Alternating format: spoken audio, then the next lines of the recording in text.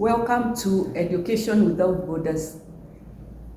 When you went to high school, what is this one thing that you never forgot? When you graduated from primary school to high school, is there one thing that you never forgot? I'm sure there are very many things you never forgot, and you remember them with a lot of nostalgia. For example, there are many things that you were introduced to, the new environment, a dining hall. Maybe you are not in a boarding school, but you now are in a boarding school. Then there were other things, very exciting indeed.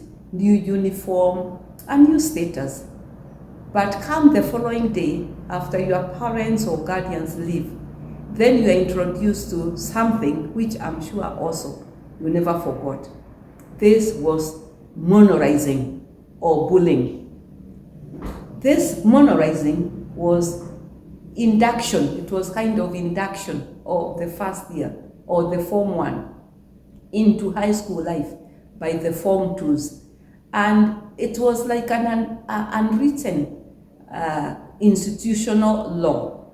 It is like you could not really report the bullying or the, whatever monolizing the form that came into was not a pleasant feeling, because it involved somebody looking at you and dressing you down, body shaming you, ridiculing the way you pronounce things. Maybe you never came from a very elitist school, and maybe you were not exposed to many things.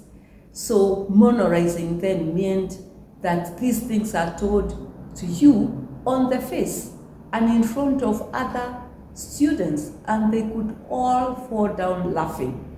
That was not pleasant. I'm sure that is something you've never forgotten. I'm also sure that you have never forgotten some of those master bullies. I want to flag out the master bullies, because we keep asking ourselves, where did the bullies and the monolizers disappear to all of a sudden? Unfortunately, as they say, even negative things, if you practice them, you will perfect them. And these monolizers, I'm sure, perfected the monolizing, the bullying, the shaming. And that's why in the community, you cannot miss to get a lot of those kind of people who are able to body shame. They're able to pull you down, because they really practice. Some of them actually almost lost focus of what they went to do in school, and they put a lot of effort and energy in monolizing, in bullying, in enjoying when the other Form 1s and very fresh young pupils were crying. Some of them, unfortunately, because of the way they put so much effort, they also never made it beyond a certain grade. And most likely, they may not even have made it very well in life. So, I would say monolizing, the habit of monolizing students is a two-edged sword. It can cut either way. It can cut the one who is being monolized, and the monolizer could be affected. Their futures could be affected equally, because it required a lot of imagination to monolize somebody. Let's ask ourselves a further question. Where did these bullies and monolizers suddenly disappear to? There could be a handful of them that migrated into the community. They could still be within us, even within our workplaces. They could even be within the boardrooms. Indeed, they could even be our bosses. And this could be the same monolizers who are masters in bullying the staff. When the new staff come in, they cannot disclose some very useful information. You have heard of some workers who even hide files from their colleagues when they go on leave, so that they may not get an upper hand or progress. These are bullies. These are the same monolizers that we were with in Form 1. We have then caught up with them at the workplace. You find the monolizer, you'll be the first people to first investigate and find out your weak area.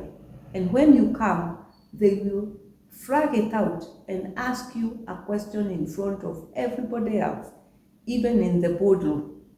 You could even be a lecturer, but bullies and monolizers is not a monopoly of a particular group of people. There could even be lecturers who are bullies, who are monolizers, who are able to really monolize their students. For example, when you know a student could be having some challenges, some weaknesses, why should you ask them in front of a class, oh, by the way, did you all manage to pass your exams? Did you all manage to be promoted to the next grade? Are you all graduating? I think those are statements coming from the mouths of bullies and monolizers. Let us learn to not to bully. Let's have emotional intelligence so that we are slow to flying people out, to body shaming, to embarrassing them, because these are some of the things that people will never forget, and you will deprive them from reaching their full potential. This is Education Without Borders, and we want all our listeners to reach their full potential. If you have listened to that piece of information and insight, and you think that it can benefit a friend, a colleague, please share so that we can build a community of healthy people who are able to reach their full potential. And we want to flag out monolizers, the master bullies in our society, who picked and perfected that art right from Form 1, when they were monolizing the Form 1s. We want to flag them out and tell them we want our people, our listeners, our followers to reach their full potential. Keep watching and keep sharing, keep subscribing, and keep liking, because this is information, and information is power. We don't want to be bullies. We don't want to be monolizers. Thank you for watching. Keep watching. We shall be back.